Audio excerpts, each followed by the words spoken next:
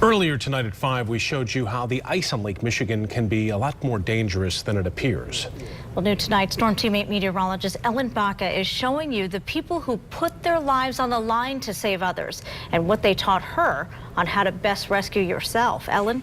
And with the weather that we've seen this past February, the average person would go hypothermic in just minutes after falling into the icy water. So earlier this month, I was able to suit up and dive in to learn firsthand the best way to save yourself and the biggest mistakes that people make when trying to do just that. When someone falls in, it's up to these men and women to get them out. And let's talk about this rescue over here first. What do we have with this rescue over here? This is Lieutenant Clint Holt, a local expert in ice water rescue. Today, he's teaching a class. Just on my observations, the quality of this ice over here is much more poor than it was over here. This is what we're training on today. Now, this is an example of an open water rescue. The best tool for this is really a rescue sling. It's a flotation device that's attached to the tether line along with the primary rescuer as they go out. We utilize a roof ladder to kind of use that as a leverage device. We place that victim underneath the ladder and then leverage them out. A man is out in under a minute. Today, I'm going to be that victim. Hey, Ellen, you ready? I'm ready. Hood up. Okay. Hood up. Can you see? I can see. It takes a step, a crawl, and a slide, and I'm in. Thanks to the suit, the water feels fine. You're gonna feel your feet come right up underneath you. That's okay. Let them go.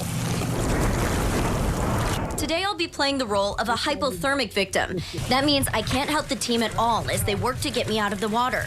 It takes the team less than a minute from start to finish. But in real life, it can take a lot longer than that. That's why Holt is teaching me how to rescue myself. If you fall in, first step is try to rescue yourself. Yep. Get over towards the ice. Yep. Help. Yep. Whistle. This is the part that gets a little scary. But if you can, you want to grab your ice balls. My belt is caught on the ice. Try to get a knee over there. I think my suit is stuck. Kick as I might, I can't get out of the water. You know, it's kind of scary without the whole team here. Finally, freedom. And then you roll. Yep. You don't want to stand up, because if you stand up and the ice is already compromised, then you can crash right through. It may not be graceful, especially from this angle, but it works. And then you roll. Yep. Now, during this rescue, I learned so many do's and don'ts, and some are no-brainers, but some really surprised me. Here's one of the first ones. You gotta wear a life jacket. I know a lot of fishermen don't do this, but it keeps you buoyant. Here's the next thing. Carry a whistle. This travels far, and make sure it's not a whistle with a P in it. That can get frozen, and it won't make noise at all. Lastly, carry ice alls. They're only $20, and they really help me get out of the water.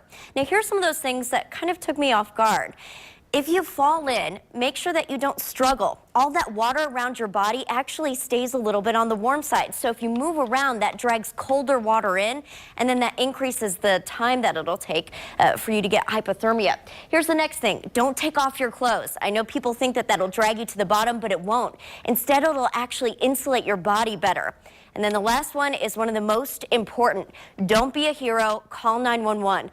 A lot of the problems that the rescue teams encounter are people trying to help, and instead they fall in the water with the initial victim, and now they have to save 2 people instead of just 1. Right. And amazing to watch you, Ellen, but you had that warm suit on. I think all of our hearts were racing when your belt got stuck, but it could really just take minutes. And I can't even imagine what I would do if I didn't have that suit on, because I was already a little in shock, and if I would have had to deal with that cold water too, it would have been impossible to get out. Wow. Good story. Thank you, Ellen.